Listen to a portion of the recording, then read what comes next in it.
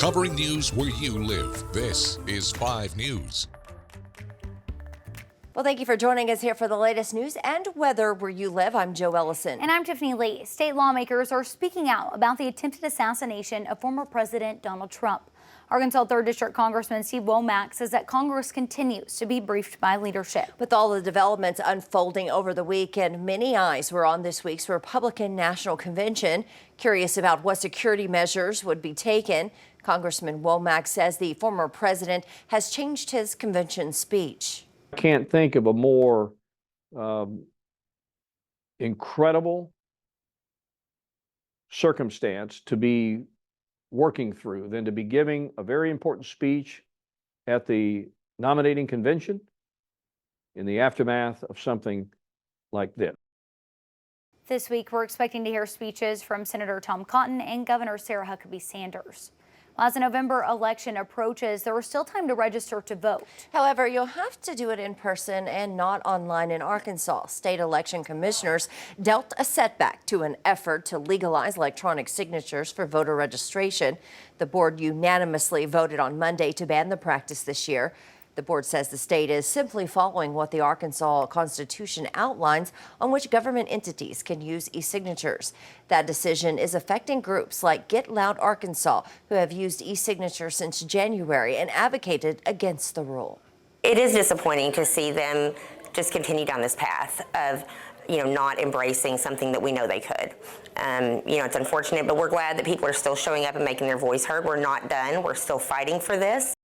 Well, if you need to register to vote, you can get an application at your county clerk's office as well as the DMV and public libraries. You can also request or print forms online. That deadline is 30 days prior to an election, meaning Monday, October the 7th, to vote for president this year. All right, we're going to get to more news for you in just a minute. But first, here's Bella Grace with a check of today's weather. We're looking at another very hot day out there, a heat advisory out for all of 5 country as our high temperatures roll into the upper 90s. About 97 in Fayetteville, 99 in Fort Smith. You can see Clarksville is right there at about 98.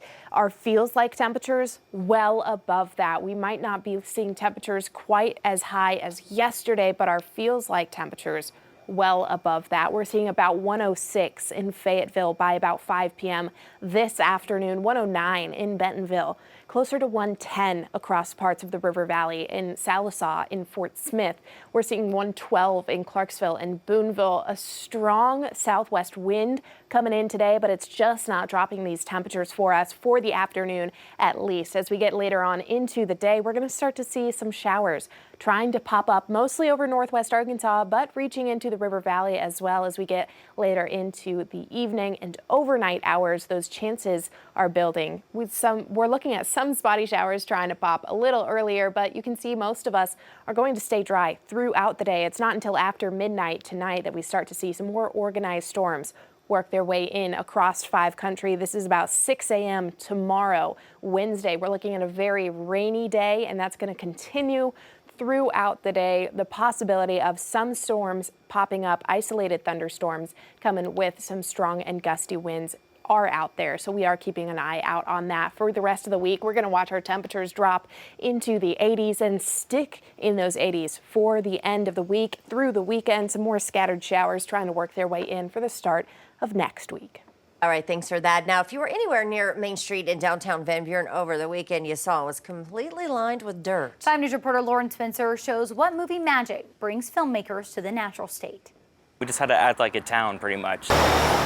Monday night, Main Street in Van Buren looked pretty normal, but just 24 hours before. And they paved the streets down here all in dirt. They had a bunch of horses, a cool buggy. They didn't do too much to the actual buildings because they all still look pretty old. That's Joseph Udodge, a film lover who came across a casting call for extras on Facebook. I thought it would be a cool opportunity to step in and see what it's like and watch a different movie crew on how they do it. Happy that some are embracing the historic charm of Main Street. It's really good to see movies being filmed around here. A lot of times Hollywood likes to just do it in their studios and not actually go to the real locations. Christopher Crane, who's the film commissioner for Arkansas, says Van Buren has actually been the background for several projects. As you're walking downtown, you can see, wow, this is a Western backlot. We've pitched Van Buren for many things, and we'll continue to pitch it. He says a large majority of those who work on the sets are actually from the natural state. Produce content in a place that you love and work in a field that you love. So what attracts a filmmaker to Arkansas or even Van Buren? The topography of the state,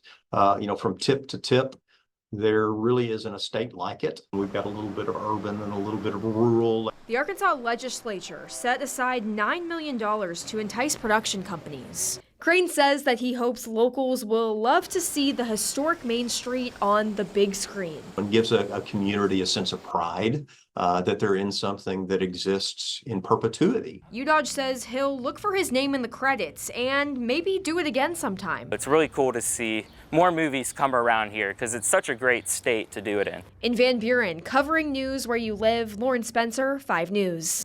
Well, thank you for joining us here today for the latest news and weather where you live. You can find us right here tomorrow for more. Have a great day.